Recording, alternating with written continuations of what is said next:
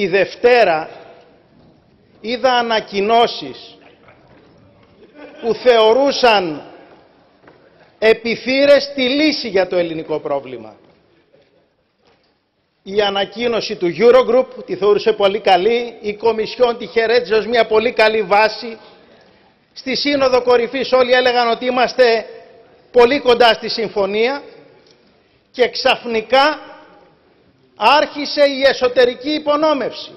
Το Διεθνές Νομισματικό Ταμείο και κάποιες συντηρητικές κυβερνήσεις που αποτελούν μειοψηφία μες στην Ευρώπη δείχνουν να μην θέλουν συμφωνία, παρότι αυτό είναι το κοινό συμφέρον και της Ελλάδας και της Ευρώπης, αλλά αντίθετα θέλουν να την υπονομεύσουν και θέλουν να ταπεινώσουν τον ελληνικό λαό, να αμφισβητήσουν την ανάγκη να σεβόμαστε όχι μόνο τους κανόνες αλλά και τη δημοκρατία. Η ελληνική κυβέρνηση σε συνεργασία και με τις υπηρεσίες της Κομισιόν κατέθεσε μια πρόταση που εξασφαλίζει νοικοκυρεμένα δημόσια οικονομικά με πρωτογενή πλεονάσματα, που προωθεί μεταρρυθμίσεις για την καταπολέμηση της γραφειοκρατίας, της διαφθοράς, του πελατειακού κράτους, που βάζει τέλος στο έσχος των πρόωρων συνταξιοδοτήσεων ανθρώπων σε ηλικία 40 και 50 ετών, που οι δικοί σας πολιτικοί φίλοι, κύριε Βέμπερ, εψήφισαν και εφάρμοζαν στην Ελλάδα επί δεκαετίες και όχι ο ΣΥΡΙΖΑ. Και σας παρακαλώ να αφήσετε τη μυσαλλοδοξία.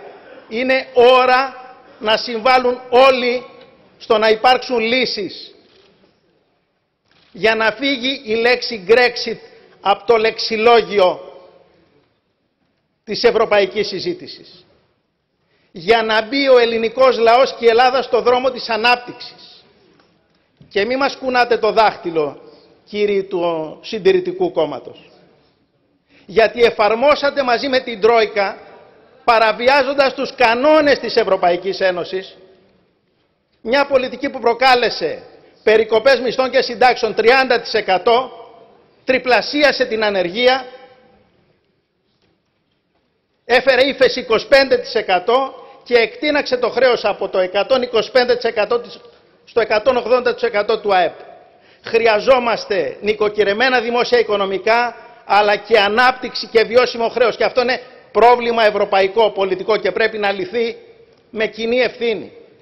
Καταθέσαμε προτάσεις, καταθέσαμε ισοδύναμα και τώρα λένε κάποιοι από το Διεθνές Νομισματικό Ταμείο δεν μας αρέσουν τα ισοδύναμα. Γιατί? Γιατί φορολογούμε τους πλούσιους, γιατί φορολογούμε αυτούς που έχουν εισόδημα πάνω από 50.000 ευρώ το χρόνο, για αυτούς που έχουν κέρδη πάνω από 500.000 ευρώ το χρόνο, σε μια χώρα που έχει 1,5 εκατομμύριο ανέργους και που 9 στους 10 ανέργους δεν παίρνουν ούτε 1 ευρώ. Το μήνυμα της πολιτικής μου ομάδας είναι σαφές.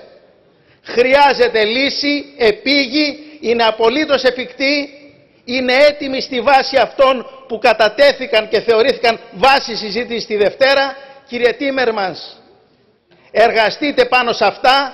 Το Διεθνές Νομισματικό Ταμείο δεν είναι υποχρεωτικό να είναι στην καρδιά της Ευρώπης ΕΣΑΗ. Η Ευρώπη έχει και τους μηχανισμούς και τους θεσμούς να δώσει απάντηση σε αυτά. Σεβόμενη τη δημοκρατία, η Ελλάδα και η ελληνική κυβέρνηση είναι έτοιμη να συμφωνήσει, αλλά δεν είναι έτοιμος ο ελληνικός λαός να γονατίσει και να ταπεινωθεί. Και αυτό πρέπει να το καταλάβουν όλοι.